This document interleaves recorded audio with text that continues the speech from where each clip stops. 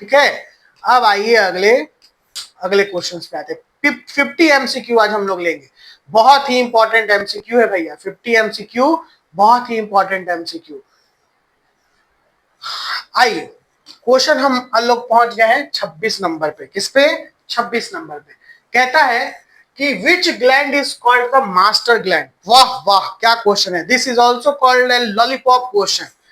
This is lollipop question. फिर से ये क्वेश्चन कई बार एग्जामिनर ने किया है, लॉलीपॉप एमसीक्यू है भैया, चूस लीजिए। विच gland is called the master gland. जैसे पिट्यूटरी ग्लैंड को हम लोग मास्टर ग्लैंड कहते हैं। कहां पे ये पाया जाता है सर? सर ब्रेन में होता है। कहां पे होता है? ब्रेन में। पिट्यूटरी ग्लैंड को मास्टर ग्लैंड कहता है, और मास्टर ग्लैंड इसलिए क्योंकि ये शरीर के मोस्ट ऑफ हार्मोनल एक्शंस को कंट्रोल करता है। Pituitary gland. Which hormone is responsible for lowering blood sugar level, यानी ब्लड शुगर लेवल को कम करने के लिए कौन सा हार्मोन जाना जाता है? ये जाना जाता है इंसुलिन। क्या है? इंसुलिन। कौन सा? Insulin. Sir insulin secret, insulin स्रावित कौन करता है? तो ये पैंक्रियाज करता है। कौन करता है? पैंक्रियाज। ठीक है। विच ग्लैंड सीक्रेट्स इंसुलिन, देखिए लिखी दिया नीचे, पैंक्रियाज। कौन सा ग्लैंड करता है? पैंक्रियाज। ये सब क्वेश्चन भी आएंगे। आप पीवाईक्यूज को उठा के देखिएगा, बीपीएससी का, एसएससी का, जिसका भी एग्जामिनेशन में अगर बायोलॉजी के प्रश्न होंगे तो ये सब प्रश्न आते हैं। बाकी और भी कई प्रश्न आते हैं, मैंने तो अभी ह्यूमन फिजियोलॉजी से लिया है, लेकिन आपको इस सेशन में वो हर एक प्रश्न मिलेंगे जो आपके एग्जामिनेशन के लिए बहुत जरूरी है। ह्यूमन फिजियोलॉजी से लिया है, प्लांट फिजियोलॉजी से लूंगा, फिर सेल से लूंगा, डायवर्सिटी से लूंगा। अभी आपके मध्य निषेध वाले एग्जाम में डायवर्सिटी से एक क्वेश्चन किया था, और आप लोगों को ये पता होगा है बच्चा लोग, 5 किंगडम क्लासिफिकेशन को बांटने वाले कौन है? 5 किंगडम क्लासिफिकेशन को बांटने वाले कौन है? 14 जून का मध्य निषेध पेपर 1 जो फर्स्ट शिफ्ट में एग्जामिनेशन हुआ है उसमें ये पूछा गया था। आप लोगों को भी पता होगा कि 5 किंगडम को बांटने वाले कौन इंसान थे? आर.एच. विटेकर। क्या नाम था? आर.एच. विटेकर। ये 5 किंगडम कौन सा है? अगर ये क्वेश्चन कर देता तो क्या आप क्या कहते हैं?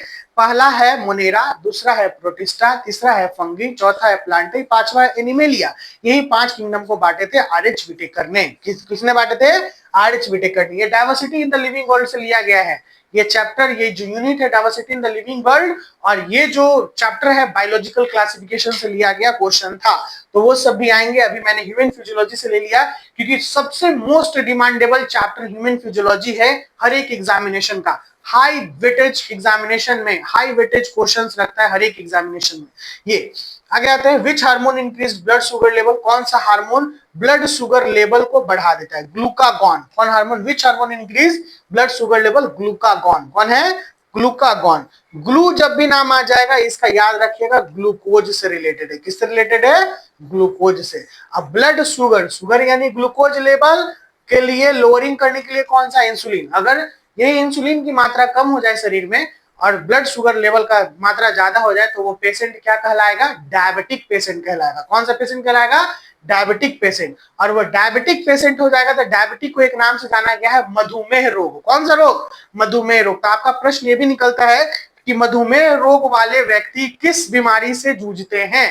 तो ये मधुमेह रोग में ब्लड शुगर लेवल शरीर का राइज हो जाता है, यानी जो ग्लूकोज की मात्रा है शरीर में बढ़ जाती है, शर्करा बढ़ जाती है, जिसके वजह से डायबिटीज की बीमारी होती है।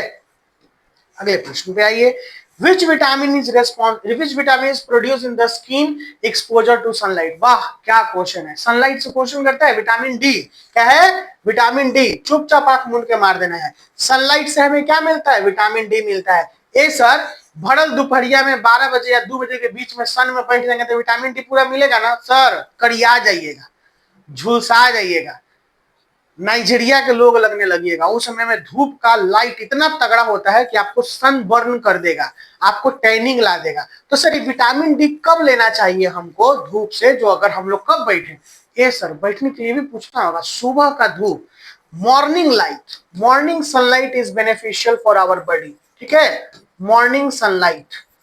जैसे ही धूप आता है 6 बजे सुबह, 5:30 बजे सुबह सूर्य की किरण फूटती है, उस समय में आपको धूप लेना से विटामिन डी की मात्रा की कमी पूरी होगी। समझ में? तो विटामिन डी धूप से कब लेना चाहिए? सुबह में।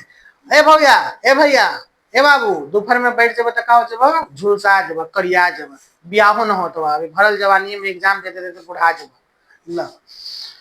What is the main function of vitamin C? Vitamin C का फंक्शन क्या है? देखिए ना, जवान है, गाल में पूरा बर्रे हो रहा है, देह में पूरा छर्रे हो रहा है, जाके चुपचाप एगो क्या कर लेना है, मौसमी के जूस पी लेना है। किसका जूस? जूस पिला दो।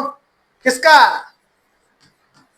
है ना, एगो वायरल हुआ था ना, जूस पिला दो मौसमी का, ये वाला बहुत वायरल हुआ था। तो जूस पिला देना मौसमी का। इस मौसमी में क्या होता है सर? विटामिन सी होता है। जैसे ही आप पीना शुरू कर देते हैं, आपके शरीर का जो बर्रे तर्रे छर्रे सब धीरे धीरे खत्म होने लगेगा। इसके पीछे वजह क्या है?